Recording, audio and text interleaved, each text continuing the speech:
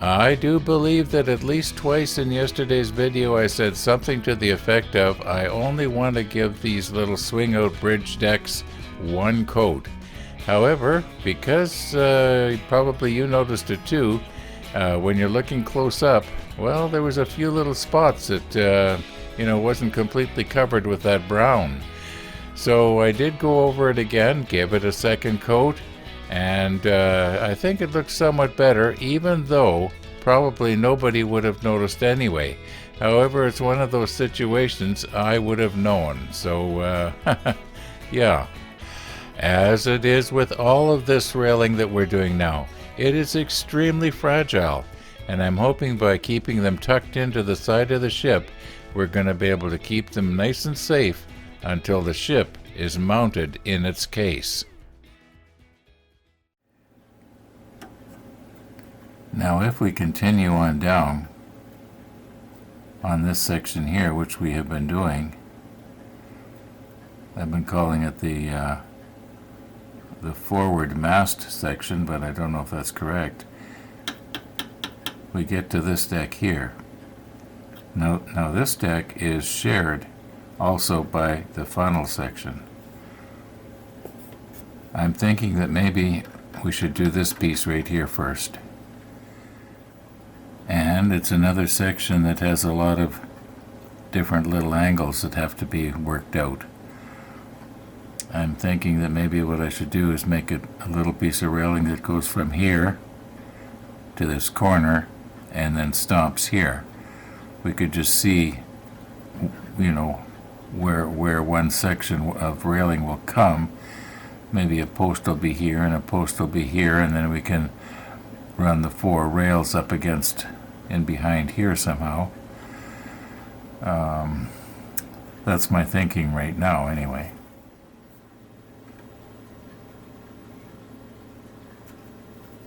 I find that if I leave my extra railing laying on the deck up here, I know where it is and there's little chance of damaging it.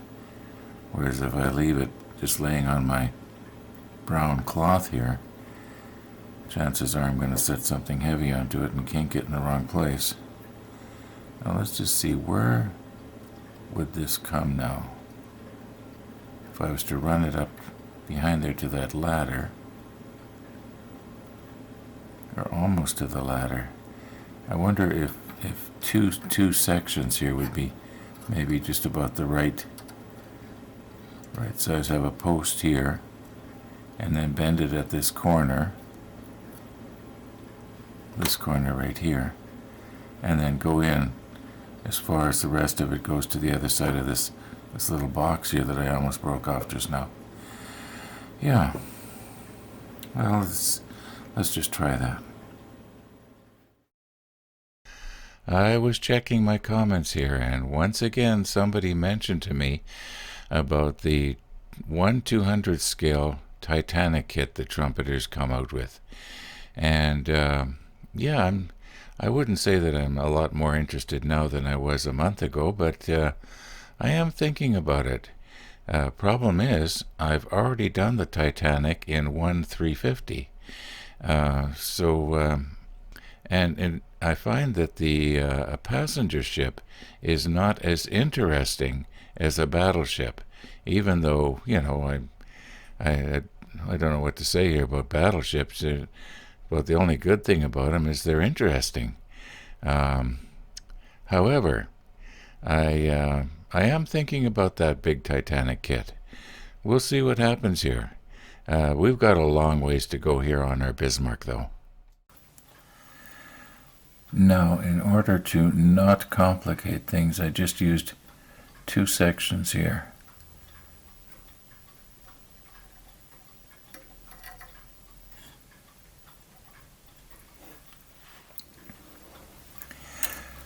Oh, come on.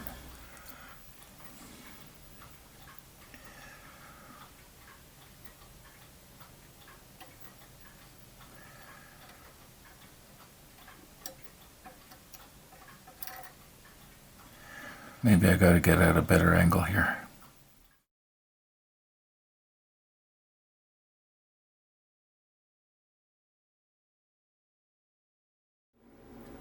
Now my plan is to just adhere this one post.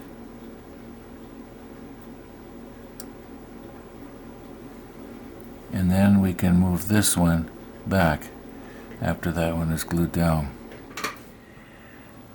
Okay. That's almost in the right place, just the way it is, isn't it? Put just a little bit of pressure there. Make sure that it's down nice and tight.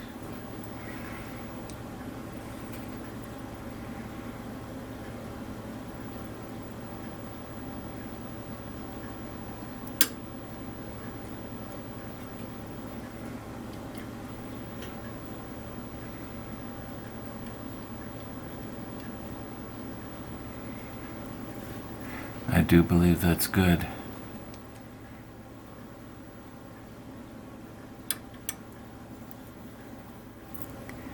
Okay, now let's see if we can continue on. Go around this bend.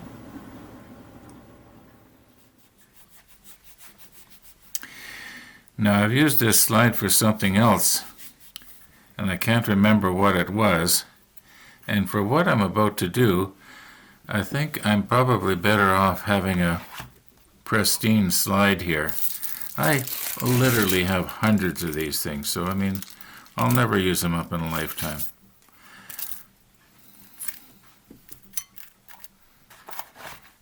Okay, so here's the plan. I'm going to take a gloss slide. First of all, maybe I should explain what's going on here. In another comment, a viewer suggested, why don't you take and put a little bit of the, well, he called it kicker, but I knew he meant the curing agent. And you can put some on a little brush like this, and then instead of using this hose, you can just take and brush it with a little brush. Now I'm going to use this little brush that I think we nicknamed it our hedgehog hairbrush. So if it ruins it, and no big loss. Now, I can honestly say I did think of this idea myself, but I dismissed it because I thought that what's probably going to happen is the CA glue is going to wick its way into the bristles of the brush, and it's going to harden the brush, and I'd be, constantly cleaning out the brush with CA glue solvent or something, but at least that was my thinking. But let's give it a try here. I'll put the macro lens on. First of all, I want to see how fast does this stuff actually evaporate. So we'll take a little bit of it and we'll put it over on one corner here. And I don't think I've got any fingerprints over there, because the grease from your fingers will start the C. Well, I won't be doing the CA glue there anyway. We just want to see how this evaporates. So we'll take a little bit of this, and anyway, I'll put the macro lens on. Okay, we're right at the edge of the slide here.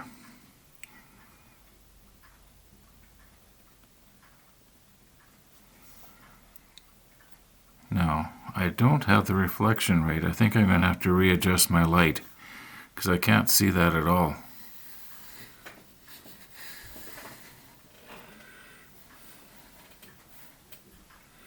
Okay, that's what we're going to have to do. We're going to have the light reflected into the slide. All right, I'm going to readjust. Well, you can see there where it was. You can see the residue. Let's just do it again and see if we can watch it evaporate. I'll do the time-lapse thing.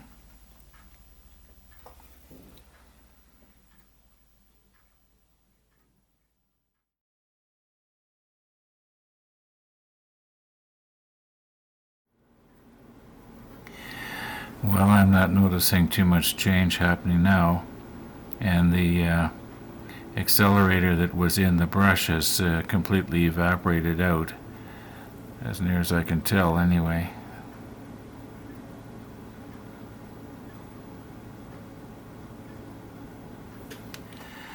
Okay, we are now looking at the center of the slide, and we're going to put a little bit of our CA glue right there.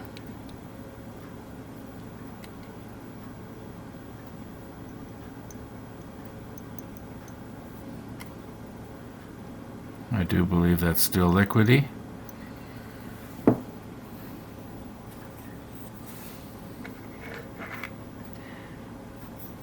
Now let's just touch it with the brush.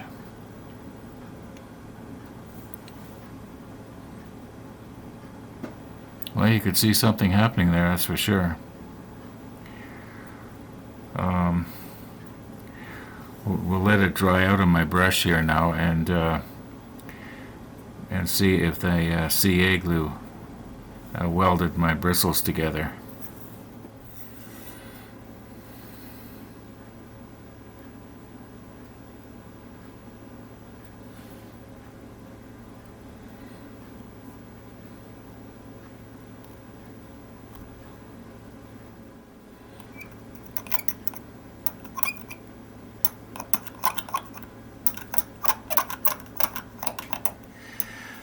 Okay, let's try this one more time here. I've actually got a piece of photo etch. This is from that kit that Tony sent us a year ago. And I think it's railing for, what was it, 700 scale or something? I'm putting it on extra thick. Now, I know you're thinking to yourself, well, Ron usually puts the stuff on way too thick anyway. Okay, I think that's still going to be liquidy. Now let's get ourselves a little bit of on the brush and see if we can see it following along there.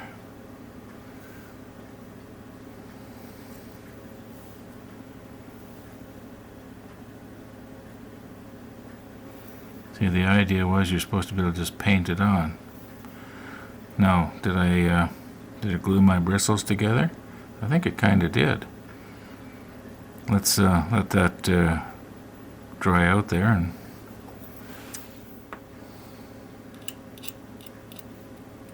well, it's really glued on there good, that's for sure. Now I know we can break it off.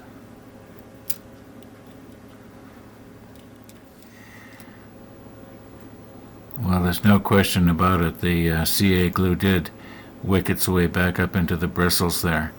Now, I guess a person could use CA solvent or something to clean that up. I don't know. Maybe I'll just have to, put it into practice and see if it actually works in real life. You know what I mean? Okay, to that viewer, I hope you're watching. And what was I doing wrong here? Or maybe I should say, what do you do when you get your bristles glued together with CA glue? Do you clean them out in solvent? Or maybe I'm doing something wrong here. Maybe I was supposed to just hold it close to it and the fumes would start to activate it. I actually know that does sort of work. While I was editing out those last few scenes, I was thinking about what I was saying there, and that the fumes will activate this stuff. So I was thinking, how would it be if you were to have a little container, something like this, only it would have to be something that wasn't tip-proof, and you were to take your curing agent and put it in there. This thing's going to be all full of fumes, right? So you drill a hole just the right size that this could go down into, just barely down in there, maybe 1/4 of an inch, not right to the bottom where the liquid is. Then you have another tube that goes in, and that one you would put it in your mouth. And then you'd have the two tubes, one in your mouth and the other that has this on the end of it. So when you're blowing into it, the fumes are coming out of the end here. You could direct them into a little area that you wanted to activate. If the moisture from my breath can do it, and I know that fumes from this stuff will also do it, probably a lot faster. It's just a thought. I don't know. I like kicking around with stuff like that. I think something like that might actually work. Now, this would have to be cut off. I don't know if I want to actually do this today or not. In fact, I know I don't want to do it today. But if I was to just cut it off right there, then I could probably wedge that in there. And I'd have to have a little base so that this couldn't accidentally be tipped over. Because this stuff does evaporate extremely quickly. And it's not cheap. So, yeah. Anyway, we certainly didn't get a whole lot done here, did we, today? Just one little tiny piece of railing. We'll try and do better tomorrow. Thanks for watching, and all being well, we'll see you tomorrow.